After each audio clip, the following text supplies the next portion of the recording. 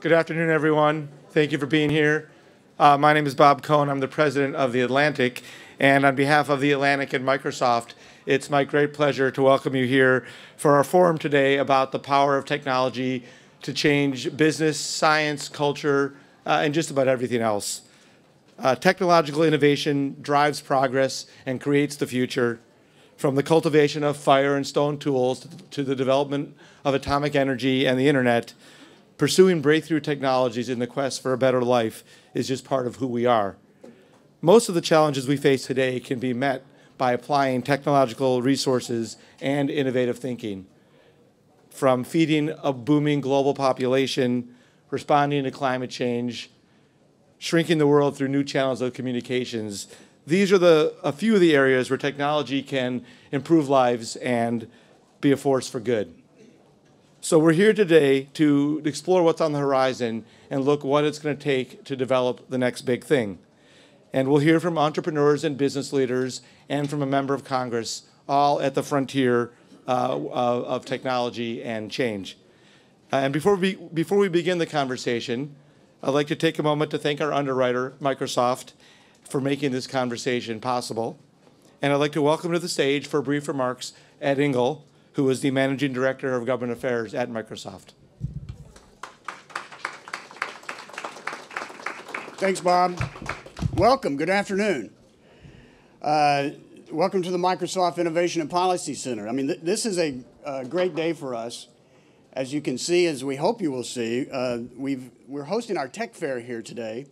Honestly, it showcases some of our best work coming out of our Microsoft research labs out in Seattle, where the work will surely change lives here in the U.S. and around the globe through the use of technology and innovation.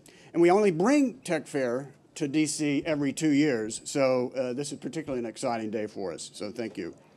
You know, when it comes to research and innovation, Microsoft truly puts its money where its mouth is. Microsoft created its own computer science organization and research organization in 1991, and since then, our researchers and engineers have helped shape computing experiences more than 1 billion people globally and address some of society's toughest challenges. And it's safe to say, since 1991, we have cumulatively spent more on research than almost any other company on the planet. In fact, this year, we will spend about $13 billion on research and development, more than any other corporate entity. Now, why do we dedicate so much resource to research? Well, it's because we frankly see it core to our company's mission and our business objectives, and we see it as a good return on our investment. Now, don't take my word for it. We encourage you to take a few moments after this great panel today and visit our Tech Fair event here that's on this floor and also down on the 11th floor. We have 12 hands-on demonstrations that will show you how technology will transform lives and businesses in the fields of agriculture, cancer research, energy, real-time spoken language translation, just to name a few. All through the greater use of machine learning, data analytics, cloud computing, artificial intelligence, and wearable technologies. And speaking of return on investment, we spend the vast majority of our R&D here in the U.S.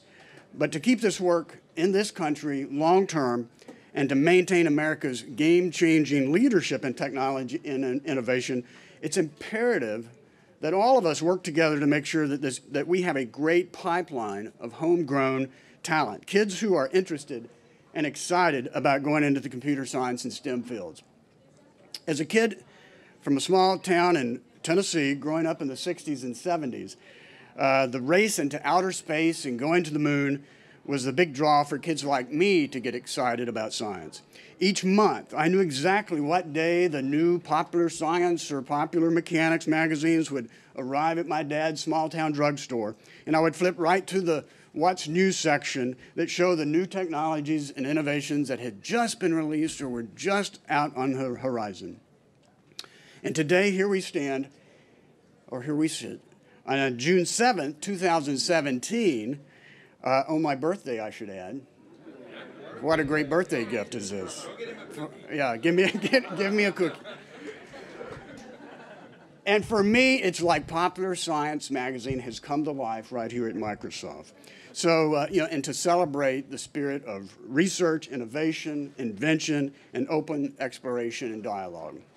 Now, before I turn it back over to our friends from Atlantic, my colleagues here at Microsoft know that I never miss an opportunity with a group like this to show off a little bit of our technologies, sometimes subtle, sometimes not so subtle.